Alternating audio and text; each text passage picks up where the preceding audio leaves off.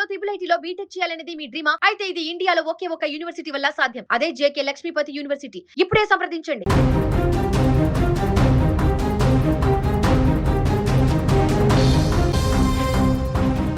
తెలంగాణను భానుడి భగభగలు ఉక్కిరిబిక్కిరి చేస్తున్నాయి. రికార్డు స్థాయి ఉష్ణోగ్రతలు ప్రజలను బెంబెలెత్తిస్తున్నాయి. నిప్పులు చెరుగుతున్న ఎండలకు తోడు వడగాల్పులు తోడవడంతో ప్రాణ నష్టం పెరుగుతోంది. వరుస మరణాలు రాష్ట్ర వ్యాప్తంగా తీవ్ర ఆందోళన రేకెత్తిస్తున్నాయి. అప్రమత్తత లేకపోతే ముప్పు తప్పదని వాతావరణ శాఖ హెచ్చరిస్తోంది. ఇప్పటికే రాష్ట్ర వ్యాప్తంగా ఉష్ణోగ్రతలు అత్యధిక స్థాయికి చేరుకున్నాయి.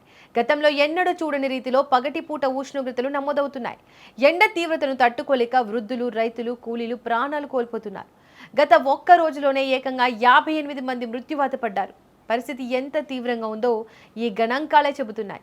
గత 3 రోజుల్లో మొత్తం 144 మందిని వడదెబ్బ బలికొంది. ముఖ్యంగా ఉమ్మడి వరంగల్ జిల్లాలో మరణాల సంఖ్య ఎక్కువగా ఉంది. ఈ ఒక్క జిల్లాలోనే గత 24 గంటల్లో 20 మంది ప్రాణాలు వదిలారు. ఉమ్మడి కరీంనగర్ జిల్లాలో 16 మంది, ఉమ్మడి ఖమ్మం జిల్లాలో 11 మంది మృతి చెందారు. ఉమ్మడి నల్గొండలో 5, ఆదిలాబాద్లో 4, సిద్దిపేటలో 2 ప్రాణాలు కోల్పోయారు.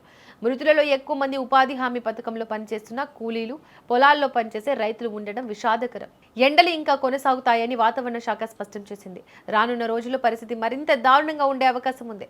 ఉదయం 10 గంటల నుంచి సాయంత్రం 4 గంటల వరకు ఎవరు బయటకు రావద్దని అధికారులు సూచిస్తున్నారు. అత్యవసర పనులు ఉంటే తప్ప ఇంట్లోంచి బయటకు కదలొద్దు. బయటకు వెళ్లే సమయంలో తలపాగా కట్టుకోవడం లేదా గొడుగు వాడడం తప్పనిసరి. చిన్నపిల్లలు, వృద్ధులు, గర్భిణీలు ప్రత్యేక జాగ్రత్తలు తీసుకోవాలి. ఎండ వేడికి శరీరం త్వరగా డీహైడ్రేషన్కు గురవుతుంది. అందుకే ప్రతి ఒక్కరూ నిరంతరం మంచినీళ్లు తాగాలి. దాహం వేయకపోయినా కొబ్బరి నీళ్లు, మజ్జిగ, గ్లూకోజ్ వంటివి తీసుకోవాలి.